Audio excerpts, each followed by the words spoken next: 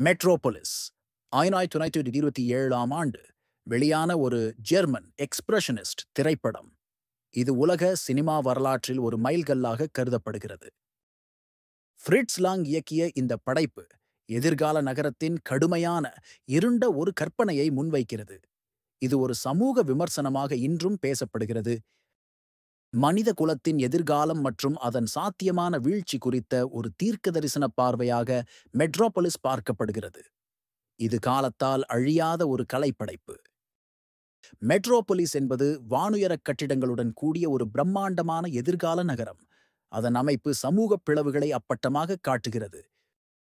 மேல் நகரம் பணக்கார உயரடுக்கு மக்களின் ஆடம்பரமான வாழ்விடமாக திகழ்கிறது. அவர்கள் வானளாவிய கட்டிடங்களில் வசிக்கிறார்கள். பூமிக்கு அடியில் தொழிலாளர் வர்க்கம் இருண்ட, இயந்திரமயமான சுரங்கங்களில் இடைவிடாமல் உழைக்கிறது.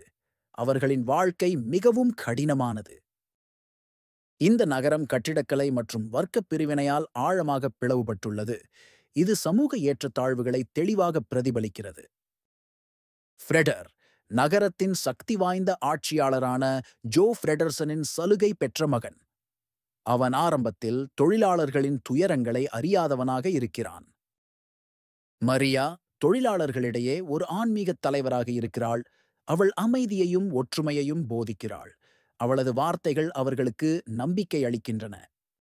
ஜோ ஃப்ரெடர்சன் நகரத்தின் சக்தி வாய்ந்த ஆட்சியாளர். தொழிலாளர் கிளர்ச்சிக்கு அஞ்சி அவர்களை கட்டுப்படுத்த முயற்சிக்கிறான். ரோட்வாங் ஒரு பைத்தியக்கார விஞ்ஞானி. அவன் தனது கண்டுபிடிப்புகளால் சமூகத்தில் குழப்பத்தை விளைவிக்கிறான். ஃப்ரெடர் மரியாவை சந்திக்கிறான். இது அவனை தொழிலாளர்களின் உலகிற்கு அழைத்துச் செல்கிறது.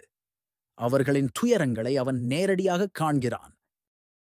அவன் சுரங்கங்களின் கடுமையான யதார்த்தத்தையும் தொழிலாளர்களின் மனிதாபிமானமற்ற நிலைமைகளையும் காண்கிறான். இது அவனை அதிர்ச்சிக்குள்ளாக்குகிறது. அதிர்ச்சியடைந்த ஃப்ரெடர் அவர்களின் துயரத்தை புரிந்து கொள்ள, அவர்களின் உலகில் தன்னை முழுமையாக ஈடுபடுத்திக் கொள்ள முடிவு செய்கிறான். இது அவனது மனமாற்றத்தின் ஆரம்பம்.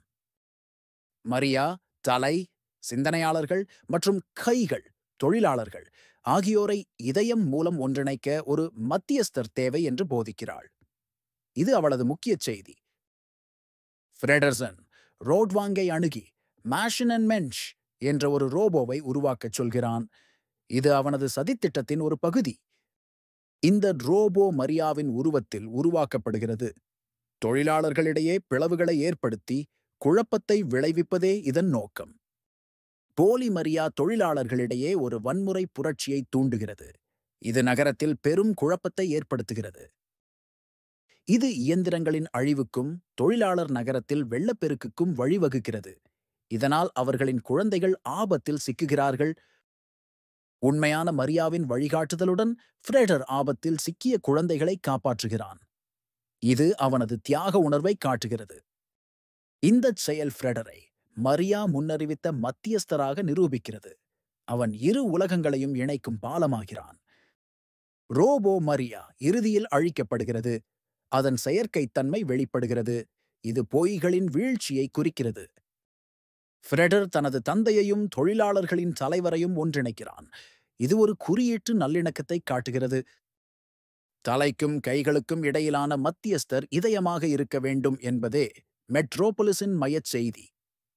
இது படத்தின் ஆழமான தத்துவத்தை வெளிப்படுத்துகிறது.